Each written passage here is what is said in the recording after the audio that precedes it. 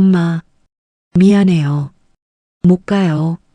전화기 너머로 들리는 친정 동생의 울음소리. 하지만 저는 갈 수 없었습니다. 아니, 가지 못하게 막혔습니다. 시어머니가 막아섰거든요. 집안 제사가 우선이야. 친정은 나중에 가. 그렇게 저는 엄마의 마지막을 못 봤습니다. 하지만 3일 후 장례식장에 나타난 시댁 식구들. 그들이 온 이유는 단 하나였습니다. 엄마가 제게 남긴 50억 원의 유산 때문이었죠. 평생 가난하다고 무시하던 친정이었는데 이제 와서 달라진 그들의 태도. 저는 그 순간 결심했습니다. 이 돈으로 무엇을 할지를요. 가난한 친정, 무시당한 30년. 저는 박민정, 올해 55세입니다. 제 이야기를 시작하기 전에 여러분께 솔직히 말씀드리고 싶은 게 있어요. 저는 평범한 사람입니다. 특별할 것 없는 그냥 흔한 아줌마죠. 하지만 제 인생에는 30년이라는 시간 동안 참고 또 참았던 이야기가 있습니다. 그 이야기를 오늘 처음으로 꺼내보려고 해요. 1988년 봄이었어요. 제가 25살 때였죠. 그때 저는 서울 변두리 달동네에서 살고 있었습니다. 우리 집은 정말 가난했어요. 아버지는 제가 10살 때 돌아가셨고 엄마 혼자 구멍가게를 하시면서 저와 남동생을 키우셨거든요. 가게라고 해봤자 정말 작았어요. 5평도 안 되는 공간에 과자며 라면이며 생필품을 파는 곳이었죠. 엄마는 새벽 5시에 일어나서 밤 11시까지 가게를 지키셨어요. 주말도 없었고 명절도 없었습니다. 그렇게 악착같이 사셔서 저를 고등학교까지 보내주셨어요. 대학은 못 갔지만 저는 고등학교 졸업하고 동네 작은 회사 사무실에 취직했습니다. 그게 제가 할 수 있는 최선이었어요.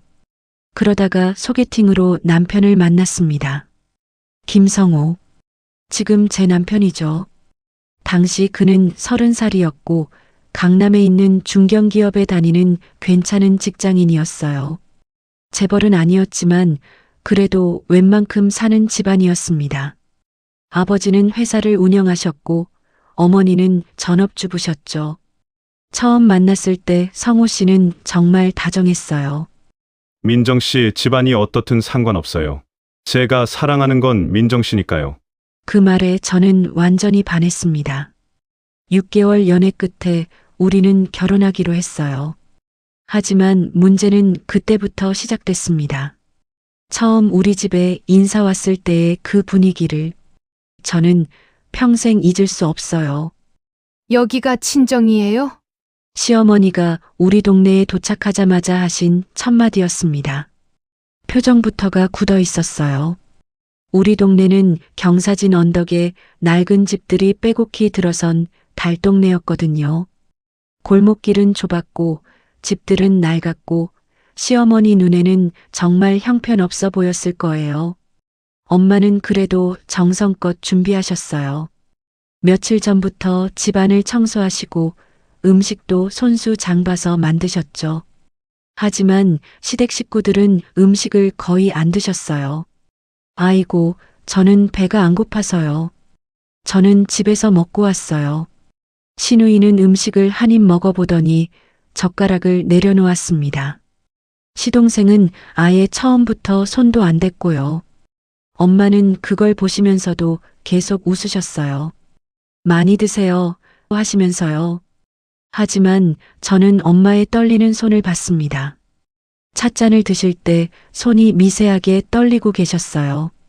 돌아가는 차 안에서 시어머니가 말씀하셨죠. 성호야, 내가 정말 저 집딸이랑 결혼하려고? 네. 어머니 민정이는 정말 좋은 사람이에요. 좋은 게 어디 있어? 집안 좀 봐. 저런 데서 자란 애가 우리 집안 며느리 노릇을 제대로 할 수 있겠어? 옆자리에 앉아있던 저는 그 말을 다 들었어요. 하지만 아무 말도 못했습니다. 제가 뭐라고 할 수 있는 처지가 아니었으니까요. 결혼식은 조촐하게 치렀어요. 시댁에서는 굳이 돈 들여서 크게 할 필요 있어? 하시면서 작은 예식장을 예약하셨죠. 하객도 친정 쪽은 30명 정도였는데 시댁은 200명이 넘게 오셨어요. 결혼식 날 친정에서 온 하객들이 초라해 보였나 봐요. 시댁 하객들이 수군거리는 소리가 들렸습니다. 저쪽이 신부 측이에요? 인원이 참 정내 옷차림 좀 봐, 좀. 그렇지 않아요? 엄마는 새로 맞춘 한복을 입고 계셨는데 시어머니 한복에 비하면 확실히 소박했어요. 엄마는 그걸 아시는지 계속 웃기만 하셨습니다. 억지로 지으시는 그 웃음이 지금도 눈에 선해요. 결혼 후 본격적인 시댁 생활이 시작됐습니다. 첫 명절 때였어요. 시댁 대가족이 모두 모였는데 저는 아침 5시부터 부엌에서 일했습니다. 시어머니, 시누이, 시동생, 며느리와 함께요. 그런데 음식을 하다가 제가 실수를 했어요. 전을 부치다가 하나를 태워버린 거예요. 시어머니가 바로 핀잔을 주셨죠. 아이고, 이것도 제대로 못해? 친정에서 뭘 배워왔길래 이것밖에 못해? 시누이가 옆에서 거들었어요. 에이, 언니 친정이 가난하면 음식 솜씨도 그렇지.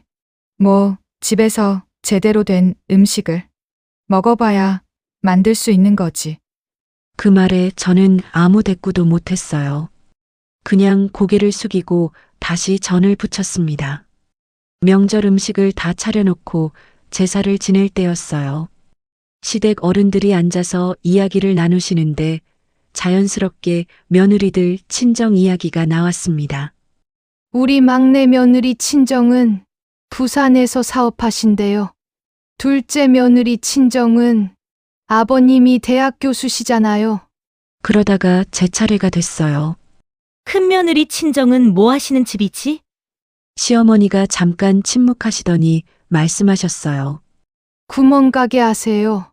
그 순간의 미묘한 분위기를 저는 평생 잊을 수 없습니다. 어른들의 하는 그 짧은 반응, 동정과 무시가 섞인 그 시선들. 시간이 지나면 나아질 줄 알았어요. 제가 열심히 하면, 착하게 살면 시댁에서도 인정해 주실 줄 알았습니다. 하지만 30년이 지나도록 저는 시댁에서 가난한 집안 출신 며느리였어요. 친정 엄마가 명절 때마다 손수 담근 김치를 가져오시면 시어머니는 냉장고 맨 뒤에 쑤셔 넣으셨어요. 그리고 며칠 후 이거 상한 것 같은데 하시며 버리셨죠. 엄마가 정성껏 말린 고춧가루를 가져오시면 우리 집은 백화점 거만 써요 하시며 받지도 않으셨어요. 제가 친정에 다녀오면 또 친정 갔다 왔어? 친정 생각은 왜 그렇게 많이 해? 하셨습니다. 남편은 그런 시어머니 편이었어요. 엄마가 원래 좀 그래 참아. 그게 전부였습니다. 30년간 저는 그렇게 살았어요. 시댁 눈치 보면서, 친정 무시당하는 걸 보면서, 엄마가 서운해 하시는 걸 알면서도 아무 말 못하면서요. 하지만 그렇게 참고 사는 게 미덕이라고 생각했어요. 며느리는 원래 이렇게 사는 거라고, 이게 정상이라고 스스로를 세뇌시키며 살았습니다. 그런데 그 30년의 참음이 평생의 한으로 바뀔 줄은 그때는 정말 몰랐습니다. 엄마의 마지막 막힌 발걸음. 2024년 3월 5일 새벽 5시 휴대폰 진동 소리에 잠에서 깼어요. 화면을 보니 친정 동생 민수였습니다. 이 시간에 전화가 오다니 불길한 예감이 들었어요. 여보세요, 민수야? 누나. 동생의 목소리가 떨리고 있었어요. 울고 있는 것 같았습니다. 엄마가 쓰러지셨어. 지금 응급실이야. 심장이 멎는 것 같았어요. 뭐? 엄마가? 무슨 일인데? 새벽에 가게 문 열려고 나가시다가 계단에서 쓰러지신 것 같아. 이웃 아주머니가 발견하셔서 119 불렀어 누나. 의사 선생님이 그러시는데 오늘 안으로 오라고 하셨어. 오늘 안으로 오라는 말. 그 말이 무슨 뜻인지 저도 알았어요. 의사들이 그렇게 말할 때는 시간이 얼마 안 남았다는 뜻이잖아요. 지금 바로 갈게. 전화를 끊고 벌떡 일어났습니다. 손이 떨려서 옷을 제대로 입을 수가 없었어요. 바지를 잘못 입었다가 다시 벗고 가디건 단추를 잘못 채웠다가 다시 풀고 옆에서 자던 남편이 눈을 떴어요. 이 새벽에 뭐 하는 거야? 엄마가 쓰러지셨대. 병원 가봐야 해. 지금 아직 새벽 5시인데? 응급실 일에 심각한가 봐. 남편은 하품을 하며 다시 누웠어요. 그래. 조심해서 다녀와. 나는 좀 더 자야겠다. 저는 가방을 챙기고 현관으로 향했습니다. 신발을 신으려는데 거실 쪽에서 불이 켜졌어요. 시어머니였습니다. 이 새벽에 어딜 가려고 그래? 어머님, 친정 엄마가 쓰러지셨대요. 지금 응급실이라서 가봐야 해요. 시어머니는 팔짱을 끼고 저를 바라보셨어요. 그 표정이, 저는 지금도 그 표정을 잊을 수가 없어요. 오늘이 무슨 날인지 알아? 오늘 시할아버지 기일이야. 제사 지내는 날이라고. 순간 머릿속이 하얘졌어요. 맞아요. 오늘이 시할아버지 제사날이었어요. 저는 전날부터 음식 준비를 다 해놨었어요. 제사상에 올릴 전도 부쳐놨고, 나물도 다 묻혀놨고, 고기도 재워뒀었죠. 어머님, 제사 준비는 다 해놨어요. 그리고 오후에 지내시잖아요. 제가 오전에 갔다가 오면 안 돼! 시어머니의 목소리는 단호했어요. 며느리가 제사 당일에 집을 비우면 되겠어? 그게 예의야? 하지만 엄마가 내 엄마도 중요하지만 시댁 조상님이 더 우선이야. 그것도 모르고 시집 왔어? 저는 떨리는 목소리로 말했어요. 어머님, 의사 선생님이 오늘 안으로 오래요. 그 말이 무슨 뜻인지 아시잖아요. 그래도 안 돼. 제사가 우선이야. 어머님, 소리 지르지 마. 지금 나한테 대드는 거야? 그때 남편이 나왔어요. 저는 남편에게 매달렸습니다. 여보. 제발 엄마가 정말 위독하대. 나 좀 보내줘. 제사는 제가 다 준비해놨잖아. 남편은 잠깐 망설이더니 말했어요. 여보. 엄마 말씀이 맞아. 오늘은 제사날이야. 제사 끝나고 가면 안 돼. 제사 일찍 지내고 그때까지 기다리면. 그래도 오늘 하루만 참아. 내 동생이 있잖아. 동생이 옆에 있으면 되지 않아? 저는 믿을 수가 없었어요. 30년을 함께 산 남편이 제 엄마가 위독하다는데 제사가 더 중요하다고 말하고 있었어요. 여보. 제발. 남편의 목소리가 차갑게 변했어요. 너무 이기적으로 굴지 마. 집안일도 생각해야지. 우리 할아버지 제사를 그냥 넘어갈 수는 없잖아. 그 순간 시동생과 시누이도 나왔어요. 시끄러워서 깬 모양이었어요. 형수님, 무슨 일이에요? 시어머니가 설명하셨죠. 큰 며느리가 오늘 제사 날인데 친정에 간다고 난리야. 시누이가 눈을 크게 떴어요. 언니, 오늘 할아버지 제사날이잖아요. 그런 날 친정을 가요? 엄마가 쓰러지셨어. 그래도 오늘은 안 되죠. 제사가 먼저예요. 며느리가 제사날 집을 비우면 어떡해요? 시동생도 거들었어요. 형수님, 좀 참으세요. 제사 끝나고 가시면 되잖아요. 저는 그들을 하나하나 쳐다봤어요. 시어머니, 시아버지, 남편, 시동생, 시누이. 5명의 시댁 식구들이 제 앞을 막고 서 있었어요. 어머님 제발요. 제사 음식은 제가 다 준비해놨어요. 상 차리는 것만 하시면 돼요. 제발 나 좀 보내주세요. 안 된다니까! 너 지금 조상님보다 친정이 더 중요하다는 거야? 시어머니의 목소리가 점점 커졌어요. 30년을 우리 집에서 먹고 자면서 시댁 은혜는 생각도 안 하고 친정 생각만 하고 그러니까 친정이 가난하지. 복이 없어서 그런 거야. 그 말에 저는 무너졌어요. 어머님 그런 말씀은 너무하세요. 뭐가 너무해? 사실을 말하는 건데 내 친정이 잘 살았으면 내가 여기까지 와서 이렇게 살았겠어? 저는 더 이상 말할 수가 없었어요. 휴대폰이 다시 울렸어요. 동생이었습니다. 누나, 어디야? 빨리 와. 엄마가 계속 누나 찾으셔. 동생의 울음 섞인 목소리가 들렸어요. 민수야. 나 못 갈 것 같아. 시댁이 오늘 제사라서. 전화기 너머로 동생의 긴 침묵이 들렸어요. 누나, 진심이야? 누나, 엄마가 지금 의식도 가물가물하셔. 누나 손 잡고 싶어 하신다고. 그런데 제사 때문에 못 와?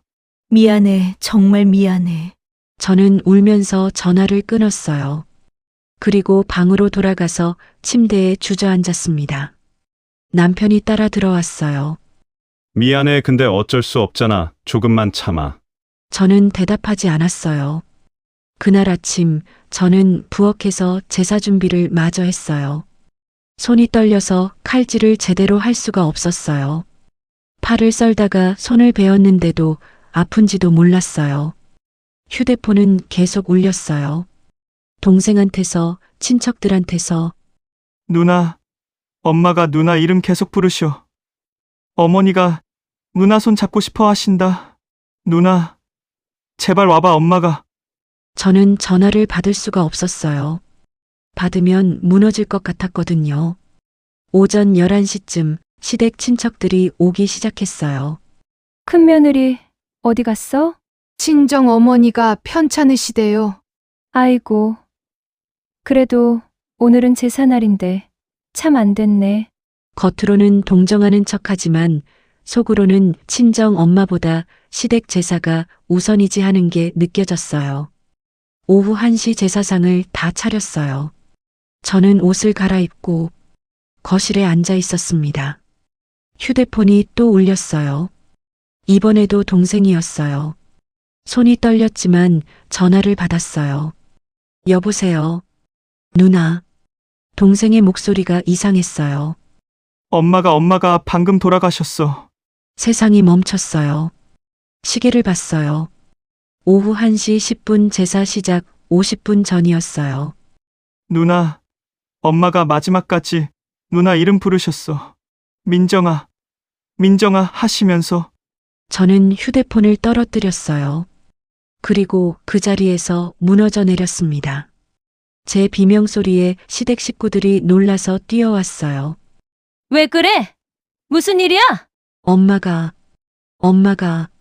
저는 말을 잇지 못하고 울기만 했어요. 시어머니가 떨어진 휴대폰을 주어서 동생과 통화를 하시더니 한숨을 쉬셨어요.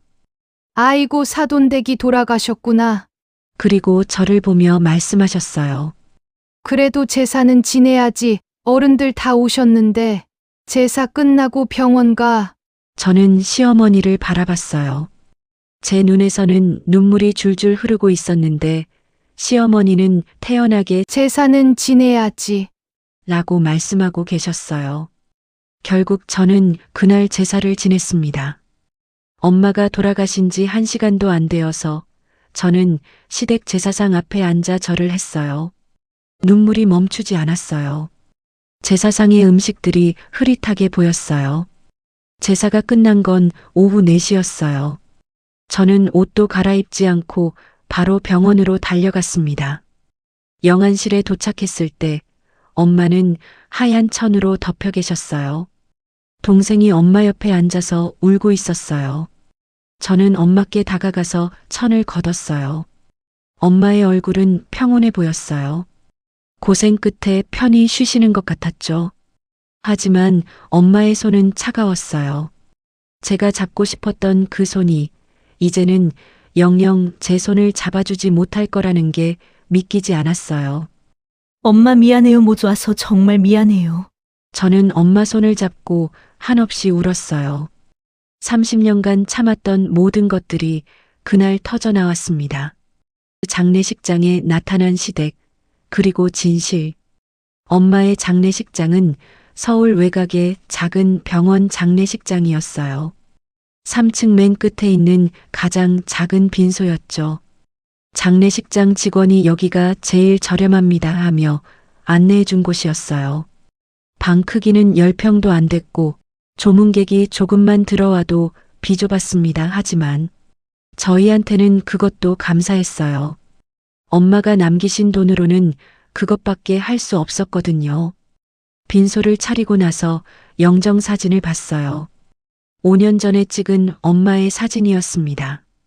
엄마는 사진 속에서도 수줍게 웃고 계셨어요. 평생 고생만 하시다가 가신 엄마. 동생 민수가 제 옆에 앉았어요. 누나, 괜찮아? 저는 고개를 저었어요. 괜찮을 리가 없었죠. 미안해. 민수야, 내가 엄마 임종도 못 지켰어. 누나 잘못 아니야. 아니야. 내 잘못이야. 내가 좀 더 강하게 나갔어야 했는데. 동생은 아무 말도 하지 못했어요. 그저 제 어깨를 토닥여 줄 뿐이었습니다. 첫날 조문객은 많지 않았어요. 동네 이웃 아주머니 몇 분, 엄마 가게 단골 손님 몇 분, 먼 친척 몇 분. 그게 전부였어요. 어머님 정말 좋은 분이셨는데. 그러게요. 항상 웃으시면서 인사하셨는데. 이웃분들은 진심으로 슬퍼해 주셨어요. 엄마는 그 동네에서 40년을 사셨거든요. 모두가 엄마를 알고 있었죠. 빈소에는 꽃도 많지 않았어요. 화환이 달랑 3개뿐이었습니다. 옆 빈소를 보니 화환이 20개도 넘게 놓여 있던데 우리 쪽은 너무 초라했어요. 저녁 무렵 남편한테서 전화가 왔어요. 여보, 내일 갈게. 오늘은 회사 일이 있어서 못 가. 미안해. 저는 더 이상 할 말이 없었어요. 전화를 끊었습니다. 밤이 되자 조문객도 끊겼어요. 빈소에는 저와 동생, 그리고 동생 아내만 남았습니다. 저는 엄마 영정 앞에 앉아서 밤새 울었어요. 엄마, 미안해. 정말 미안해. 다음 날 아침도 조용했어요. 출근하는 사람들이 잠깐씩 들러서 조문하고 가는 게 전부였죠. 낮이 되어도 빈소는 한산했어요. 저는 상주복을 입고 방석에 앉아서 조문객을 맞았어요. 하지만 오는 사람이 거의 없으니 그냥 멍하니 앉아있는 시간이 더 많았습니다. 점심때쯤 장례식장 직원이 와서 말했어요. 상주분, 식사하셔야죠. 하지만 밥이 넘어가지 않았어요. 몇 숟가락 뜨다가 그만뒀습니다. 오후 2시쯤이었어요.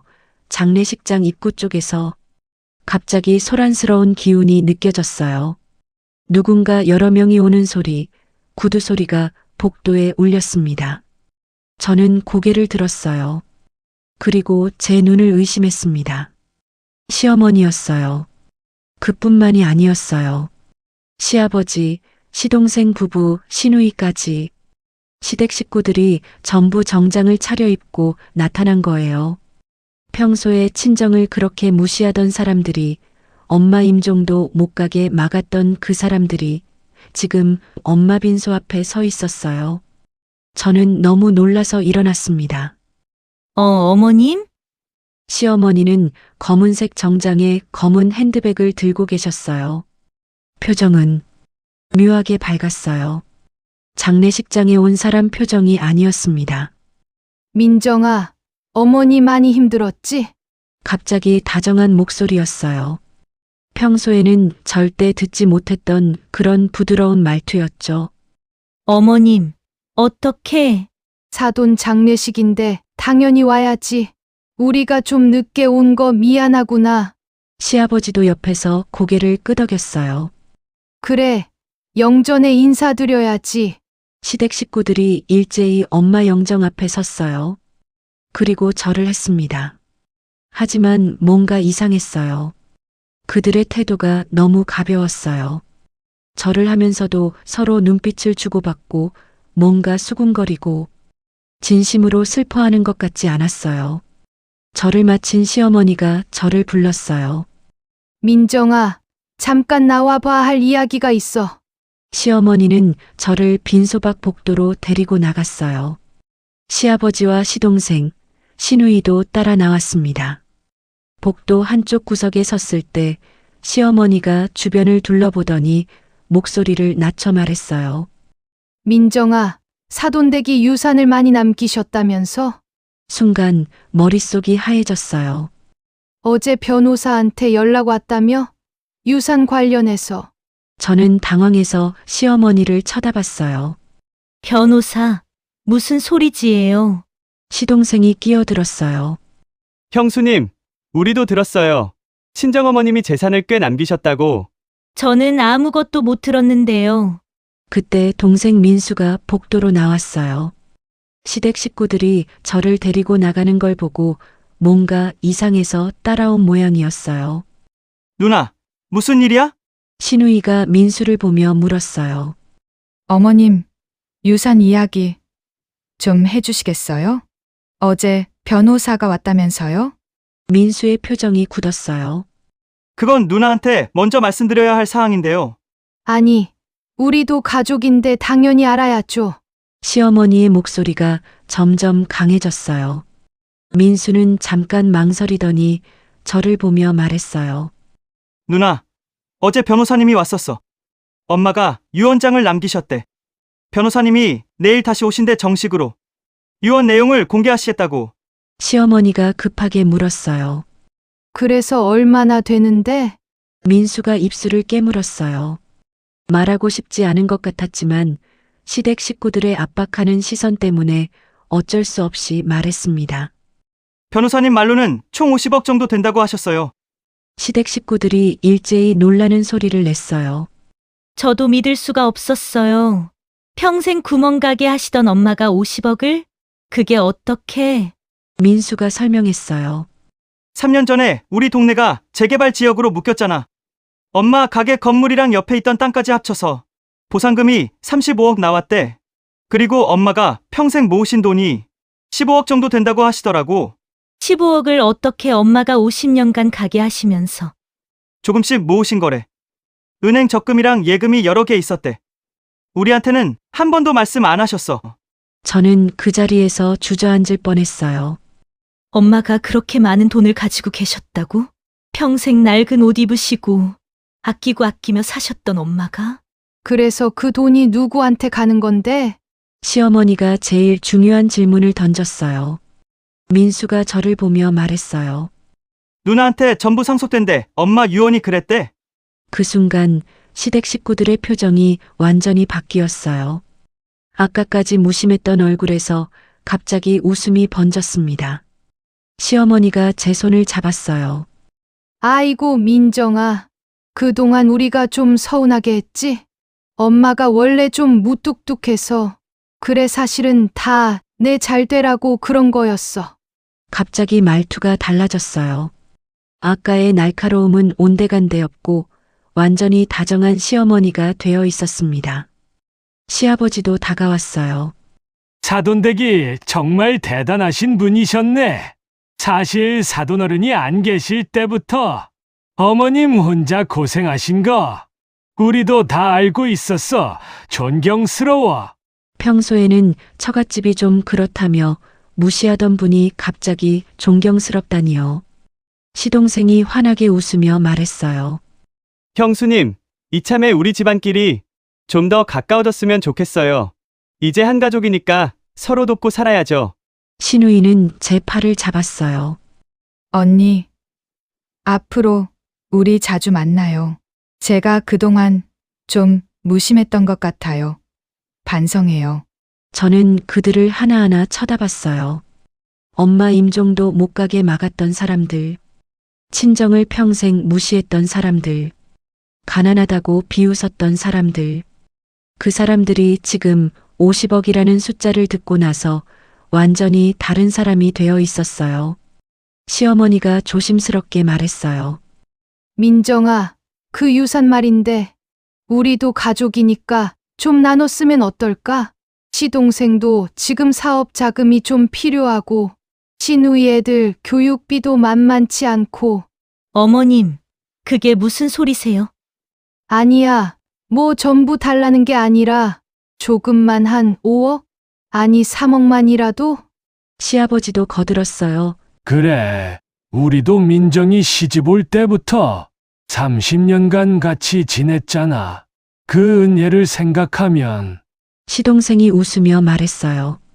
형수님, 저 사실 사업 자금이 5억 정도 필요해요. 형수님이 좀 빌려주시면 이자 드릴게요. 신우이도 끼어들었어요. 언니, 저도 집 좀 넓은 데로 옮기고 싶은데 전세 자금이 저는 그들을 바라봤어요. 한 명도 빠짐없이 돈 이야기를 하고 있었어요. 엄마가 돌아가셨다는 슬픔, 조문하러 왔다는 예의 같은 건 어디에도 없었어요. 오직 50억. 그 숫자만이 그들의 눈에 보이고 있었습니다. 저는 천천히 입을 열었어요. 제가 엄마 임종 때 왜 못 갔는지 기억하세요? 시어머니의 표정이 굳었어요. 그건 그때 제사가 있어서.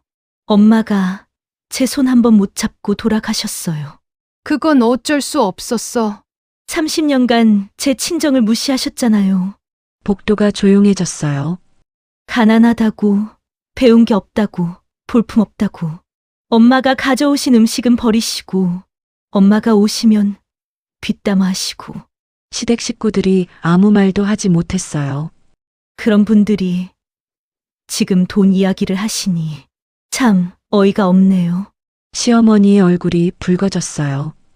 민정아, 그게 아니라 나중에 이야기하겠습니다. 지금은 엄마 장례 중이니까요. 저는 그렇게 말하고 빈소로 들어갔어요. 뒤에서 시댁 식구들이 수군거리는 소리가 들렸지만 신경 쓰지 않았습니다. 엄마 영정 앞에 앉았어요. 50억? 엄마가 평생을 아끼고 모으신 돈. 그 돈 때문에 갑자기 태도가 바뀐 시댁 식구들. 저는 그 순간 깨달았어요. 이 사람들에게 저는, 그리고 엄마는 결국 돈의 가치로만 평가받았다는 거리요.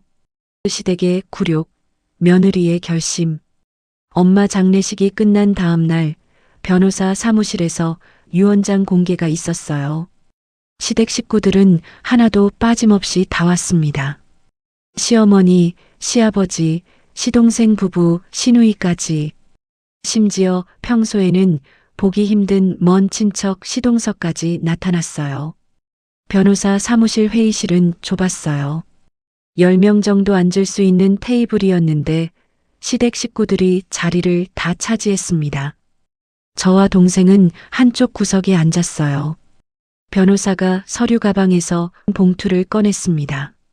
고인이 되신 정순자 여사님의 유언장입니다.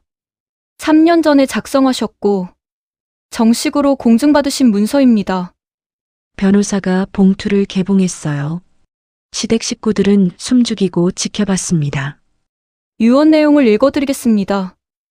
변호사의 목소리가 회의실에 울려 퍼졌어요. 나 정순자는 온전한 정신으로 다음과 같이 유언합니다. 첫째, 나의 모든 재산은 딸 박민정에게 전부 상속한다. 둘째, 재산 목록은 다음과 같다. 서울시 관악구 봉천동 소재 부동산 35억 원, 각종 예금 및 적금 15억 원, 총 50억 원. 민정아, 내가 이 돈을 받을 때쯤이면 엄마는 이미 세상을 떠난 후겠구나. 변호사의 목소리가 잠깐 떨렸어요. 유언장에 적힌 엄마의 마지막 말씀 때문이었습니다. 미안하다. 평생 가난하게 살게 해서. 시댁에서 무시당하면서도 참고 살게 해서. 엄마가 이 돈을 좀 더 일찍 말했으면 내가 덜 힘들었을 텐데. 하지만 엄마는 일부러 숨겼단다. 내가 돈 때문에 시집살이를 하는 게 아니라는 걸 확인하고 싶었어. 30년간 내가 얼마나 참고 견뎠는지 엄마는 다 알고 있었어. 이제 이 돈으로 하고 싶은 거 하면서 살아라. 엄마가 못 해준 거 다 하면서 살 거라. 저는 그 말을 듣고 눈물이 쏟아졌어요. 엄마는 알고 계셨던 거예요. 제가 얼마나 힘들게 살았는지, 얼마나 참으며 살았는지. 동생 민수도 울고 있었어요. 하지만 시댁 식구들의 반응은 달랐어요. 시어머니가 변호사에게 물었어요. 그런데 변호사님, 법적으로 시댁 쪽에서도 권리를 주장할 수 있는 거 아닌가요? 변호사가 고개를 저었어요. 아닙니다. 이것은 고인의 개인 재산이며 법적으로 완벽하게 작성된 유언장입니다. 배우자도 없고 자녀가 2분이신데 고인이 명확하게 장녀에게 전부 상속한다고 명시하셨습니다. 하지만 30년간 며느리로 살았는데 법적으로는 며느리에게 친정 부모의 재산을 상속받을 의무나 권리를 주장할 근거가 없습니다. 시어머니의 얼굴이 굳었어요. 시아버지가 다른 방법을 찾으려 했어요. 민정이가 결혼한 상태니까 그 재산도 부부 공동 재산 아닌가요? 아닙니다. 상속 재산은 상속받은 본인의 고유 재산입니다. 배우자에게 나눠줄 의무가 없습니다. 시동생이 조바심을 냈어요. 그럼 가족끼리 서로 도우면서 사는 건데 조금씩 나눠 쓰면 안 되나요? 변호사가 저를 보며 말했어요. 그건 박민정 씨의 자유의사입니다. 법적으로 강제할 수는 없습니다. 모든 시선이 저에게 쏠렸어요. 시어머니가 애원하는 투로 말했어요. 민정아, 우리가 30년간 한 식구로 살았잖니. 이제 와서 남처럼 굴면 어떡해? 저는 시어머니를 바라봤어요. 어머님, 30년간 한 식구라고 하셨죠? 그렇지. 우리가 얼마나 오래. 그 30년간 어머님은 저를 어떻게 대하셨나요? 시어머니가 말문이 막혔어요. 저는 차분하게 말을 이어갔어요. 첫 명절 때, 제가 전을 태웠을 때 어머님이 뭐라고 하셨죠? 친정에서 뭘 배웠냐고. 가난하게 자란 애들은 손버릇이 없다고 하셨어요. 엄마가 김치를 담가 오시면 냉장고 뒤에 쑤셔 넣으셨어요. 그리고 며칠 후 상했다며 버리셨죠. 한 번도 드신 적 없으시면서. 시어머니의 얼굴이 하얗게 질렸어요. 명절 때마다 어른들 앞에서 제 친정 이야기 나오면 어머님은 구멍가게 하신다고 말씀하셨어요. 그 말을 하실 때 어머님 표정이 어땠는지 저는 다 봤어요. 신우이가 끼어들었어요. 언니, 그래도 그건 다 옛날 일이잖아요. 이제는 옛날 일이라고요? 저는 신우이를 봤어요. 불과 일주일 전 일인데요. 엄마가 위독하시다는 연락을 받았을 때 시댁에서 저를 못 가게 막으셨잖아요. 제사가 우선이라고. 회의실이 조용해졌어요. 엄마는 제 이름을 부르시면서 돌아가셨어요. 하지만 저는 엄마 손 한 번 잡아드리지 못했어요. 제사상 차리느라 바빴거든요. 시아버지가 변명하려 했어요. 그건 어쩔 수 없는 상황이었잖아. 어쩔 수 없다고요? 제 목소리가 조금 높아졌어요. 아버님, 만약 시할머니가 돌아가신다는 연락을 받았는데 친정 제사 때문에 못 가게 막았다면 어떠셨을까요? 시아버지는 대답하지 못했어요. 저는 시댁 식구들을 하나하나 바라보며 말했어요. 여러분은 장례식장에 왜 오셨어요? 엄마를 조문하러 오신 건가요? 아니면 50억 때문에 오신 건가요? 시동생이 얼굴을 붉혔어요. 형수님, 그건 너무한 거 아니에요? 제가 너무해요? 장례식장에서 첫마디가 유산이 얼마냐고? 물어보신 분들이 저보고 너무하다고 하시네요. 시동생은 더 이상 말하지 못했어요. 변호사가 조심스럽게 물었어요. 박민정 씨, 상속 절차를 진행하시겠습니까? 네, 진행하겠습니다. 시어머니가 마지막으로 애원했어요. 민정아, 제발 우리도 좀 생각해줘. 시동생 사업 자금도 필요하고, 신우이 애들 교육비도. 저는 단호하게 말했어요. 엄마 돈은 한 푼도 안 드립니다. 평생 무시하고 가난하다고 비웃고 임종도 못 가게 막은 분들한테 엄마 돈을 드릴 순 없어요. 시어머니의 얼굴이 붉어졌어요. 너 지금 우리한테 복수하려는 거야? 복수가 아니에요. 당연한 겁니다. 시아버지가 일어섰어요. 30년간 우리 집에서 먹고 자고 한 게 뭔데? 우리 은혜를 생각해야지. 저도 일어났어요. 30년간 제가 시댁에 얼마나 기여했는지 아세요? 명절 음식 준비, 시부모님 병원 간호 집안일, 제가 한 일들의 가치를 돈으로 환산하면 50억보다 더 나올 겁니다. 시아버지는 할 말을 잃었어요. 저는 가방을 챙기며 마지막으로 말했어요. 변호사님, 상속 절차 진행해 주세요. 그리고 한 가지 더 부탁드릴 게 있습니다. 말씀하세요. 상속받은 재산 중 40억은 독거노인 지원 재단과 고아원에 기부하고 싶습니다.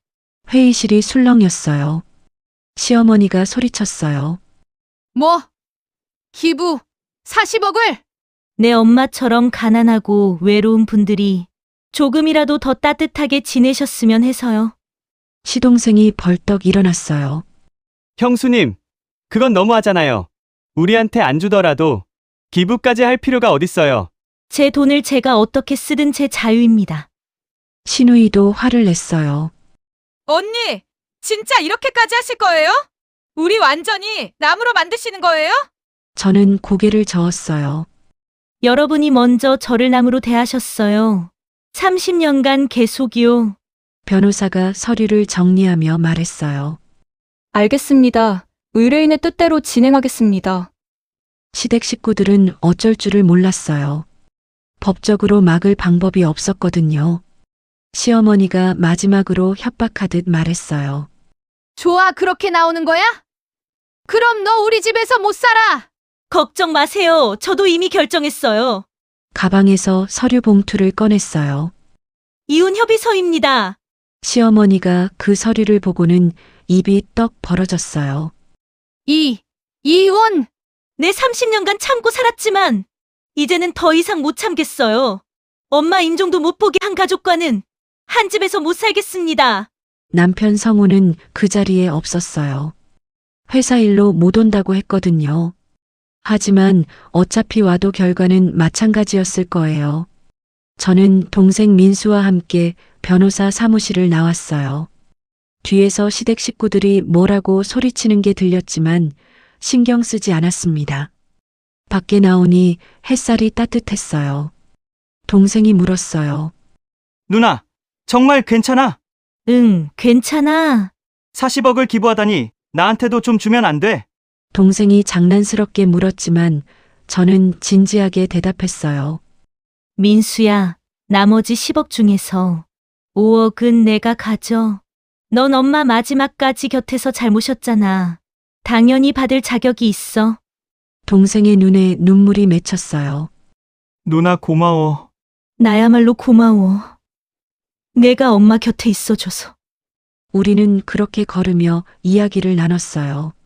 앞으로 어떻게 살지, 엄마는 어떤 마음이셨을지. 그리고 저는 깨달았어요. 진짜 승리는 복수가 아니라는 걸요. 상대방을 무너뜨리는 게 아니라 제 삶을 당당하게 사는 거라는 걸요. 그 돈보다 한 며느리가 선택한 길. 6개월이 흘렀어요. 그 사이 제 인생은 완전히 달라졌습니다. 이혼은 생각보다 빨리 진행됐어요. 남편 성우는 처음엔 반대했지만 제 결심이 확고하다는 걸 알고는 결국 동의했습니다.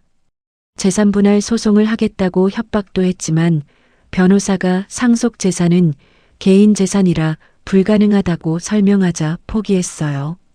시댁과는 완전히 연을 끊었습니다. 40억 기부도 완료됐어요. 독거노인 지원재단에 20억, 고아원에 20억을 기부했습니다. 재단에서는 감사패까지 보내왔어요. 정순자 여사 추모 기금이라는 이름으로 설립됐고 매년 어려운 노인분들과 아이들에게 지원된다고 했습니다. 나머지 10억 중 5억은 동생 민수에게 줬어요. 민수는 그 돈으로 작은 사업을 시작했고 잘 되어가고 있다고 했습니다. 저는 5억을 가지고 엄마가 살던 동네 근처에 작은 카페를 열었어요. 순자의 집이라고 이름 지었습니다. 엄마 이름을 따서요. 카페는 크지 않았어요. 10평 남짓한 공간에 테이블 5개, 의자 15개가 전부였습니다. 하지만 제가 직접 꾸몄고 제가 직접 운영했어요. 카페 한쪽 벽에는 엄마 사진을 걸어뒀어요. 구멍가게 앞에서 찍은 사진이었는데 엄마가 환하게 웃고 계신 사진이었죠. 엄마, 제가 이제 제 인생을 살아요. 매일 아침 카페 문을 열면서 엄마 사진에 인사를 했어요. 카페는 의외로 손님이 많았어요. 동네 어르신들이 자주 오셨거든요. 사장님, 커피 한 잔이요. 네, 금방 나와요. 어르신들께는 커피 값을 조금 싸게 받았어요. 그리고 혼자 오신 분들께는 빵을 하나씩 서비스로 드렸습니다. 아이고, 사장님 장사가 되겠어요? 괜찮아요. 엄마가 남겨주신 덕분에 여유가 있어요. 어르신들은 제 이야기를 들으시고는 엄마를 추억해 주셨어요. 순자 씨 딸이었구나. 순자 씨 정말 좋은 분이셨는데 우리도 구멍가게에서 외상으로 물건 사면 순자 씨가 한 번도 재촉하신 적 없으셨어.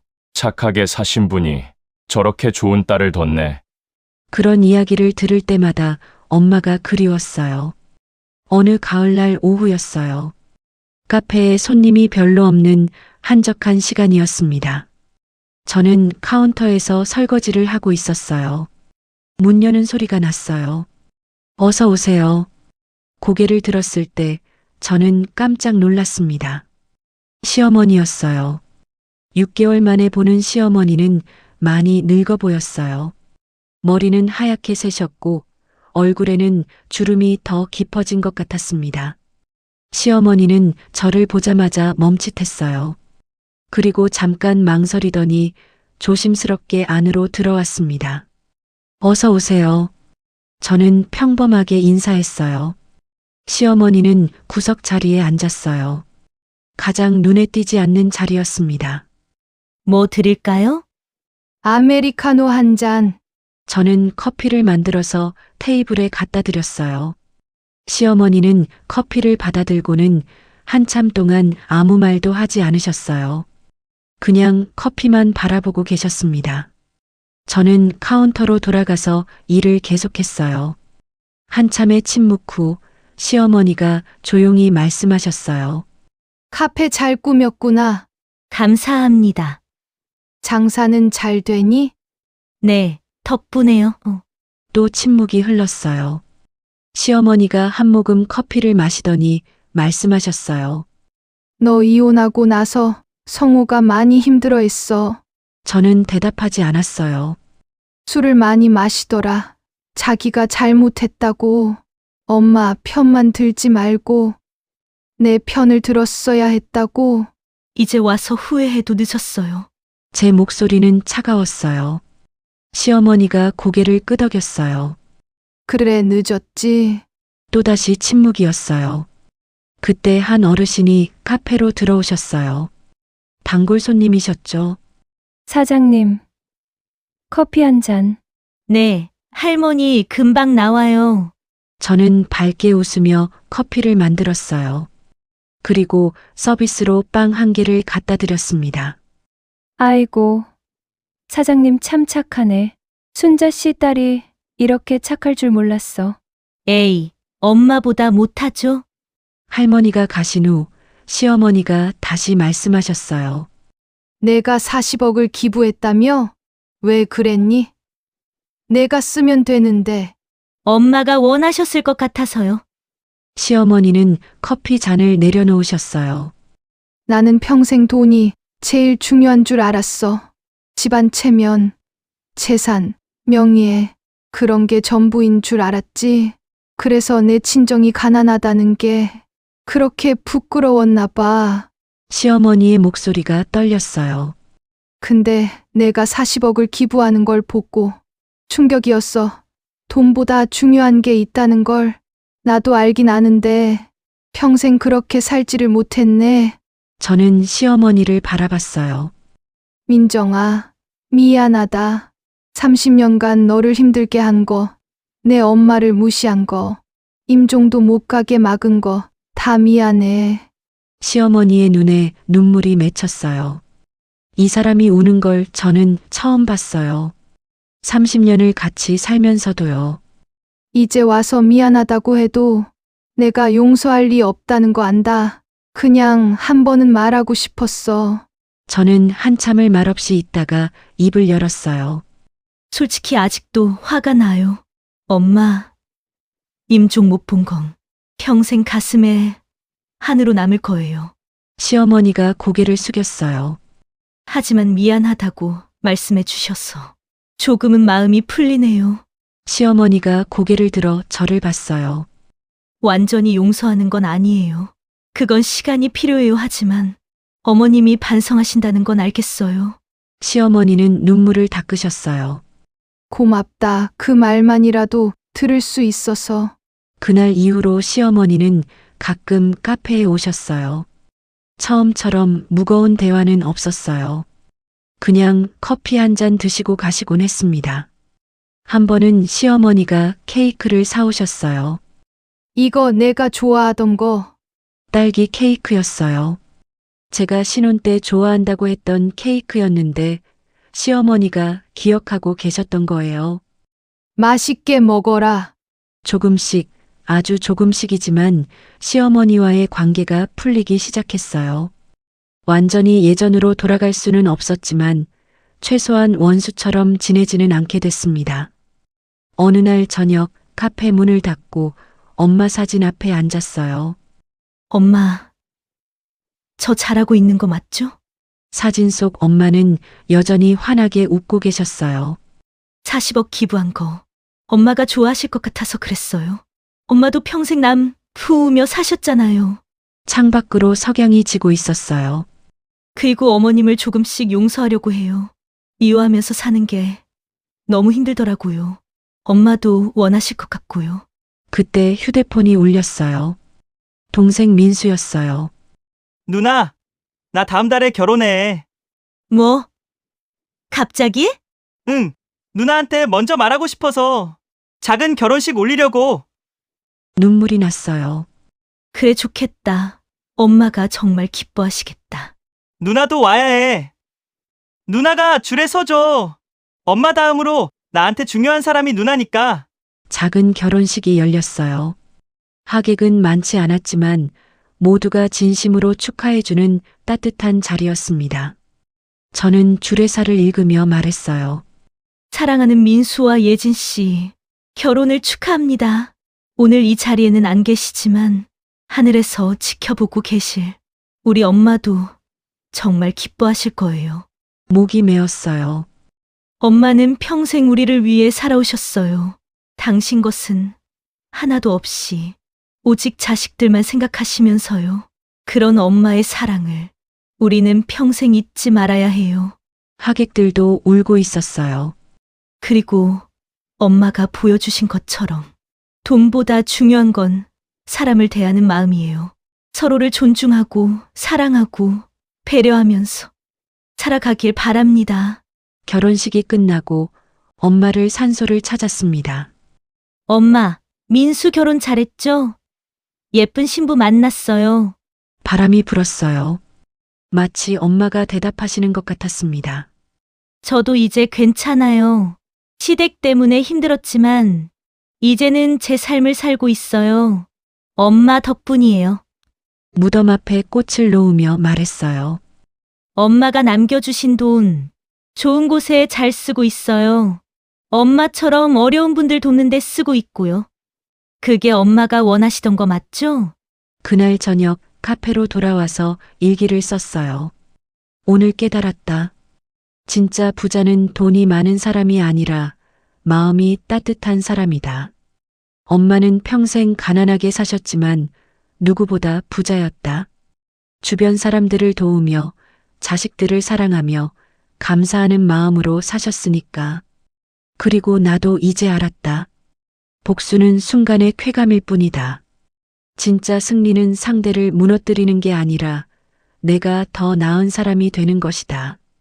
40억을 기부한 건 시댁에 대한 복수가 아니었다. 엄마의 뜻을 이어받아 진짜 가치 있는 일을 하고 싶었을 뿐이다. 그리고 시어머니를 조금씩 용서하기로 했다. 미워하면서 사는 것보다 용서하고 앞으로 나아가는 게 훨씬 나은 삶이라는 걸 배웠다.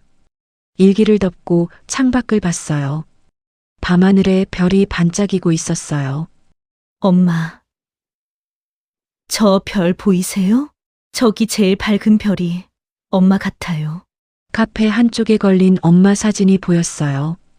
여전히 환하게 웃고 계신 엄마. 엄마, 사랑해요. 그리고 감사해요. 엄마가 가르쳐 주신 대로 살게요. 그날 밤 저는 평온하게 잠들었어요. 30년 만에 처음으로 마음이 편안했습니다.